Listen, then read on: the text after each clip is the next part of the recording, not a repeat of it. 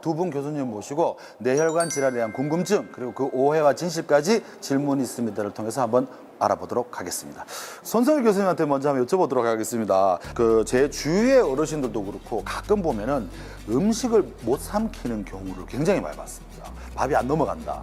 물이 안 넘어간다 하시는 분인데 이게 보니까 삼킴 장애라고 표현하더라고요. 그런데 이 삼킴 장애가 있을 때 뇌졸중을 좀 의심해 봐야 된다 하는 분들이 계시거든요. 진짜인가요? 뇌졸중의 한 증상으로 삼킴 장애가 있습니다. 우리가 보통 뇌에 장애가 생기면 반대측에 마비가 증상이 생기는 게 대표적입니다. 즉 오른쪽 뇌에 뇌경색이 오면은 네, 왼쪽 팔에 팔다리에 마비가 옵니다. 그런데 이게 목의 근육은 보통 한쪽 갔을 때는 증상이 잘 없습니다. 그러나 이게 작은 뇌경색에도 양쪽에 두 번, 세 번 반복될 때는 두 증상이 마비는 흔하지 않지만 목 근육 이런 것들이 삼킴 장애가 더 흔할 수가 있습니다. 그렇기 때문에 다른 어지럼증 없이 목 삼킴 증상이 서서히 있었다면 한 번쯤은 생각해 봐야 됩니다. 병원으로 가야 되나요?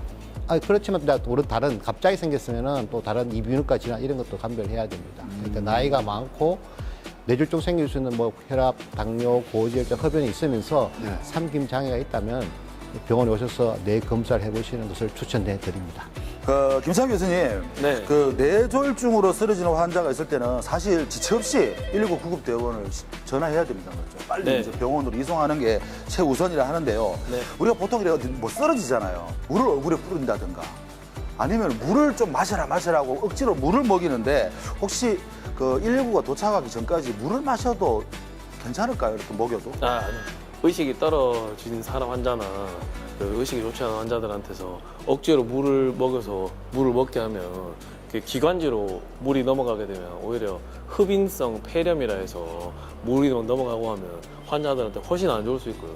과거에는 숨쉬게 하려고 턱을 좀 이렇게 들어주고 입을 벌리라 하는데 의식이 없는 상태에서 손을 이렇게 집어넣다가 하려는 사람이 물리는 경우가 있습니다. 아, 그래요? 네. 그래서 다른 조치보다 이렇게 움직이지 않게 어디로 떨어지지 않게 편안한 자세만 유지하고 응급실 119로 빨리 전화하시는 게 가장 좋습니다. 물 절대 마시게 하시면 안 됩니다. 119 구급대원들이 오기 전까지 CPR 정도만. CPR은 아니고 대개 이제 뇌출혈이나 뇌경색은 심장이 멎는 경우는 그렇게 많지 않기 그거 때문에 상관없는 건가요? 네. 의식이 떨어져서 사람이 불러도 대답을 못하고 이렇게 힘이 빠진 게 이렇게 확인이 되면 그냥 가만히 두고 빨리 전화를 해서 오게 하는 게 제일 좋습니다. 그게 최선이라고는 하지만 옆에 있는 사람들은 사실 뭐라도 해야 되지 않을까라는 불안감이 굉장히 감도올 것 같아요. 참아야 되군요. 네, 참고 그러니까 확인만 하시면 됩니다. 아, 그렇군요. 네.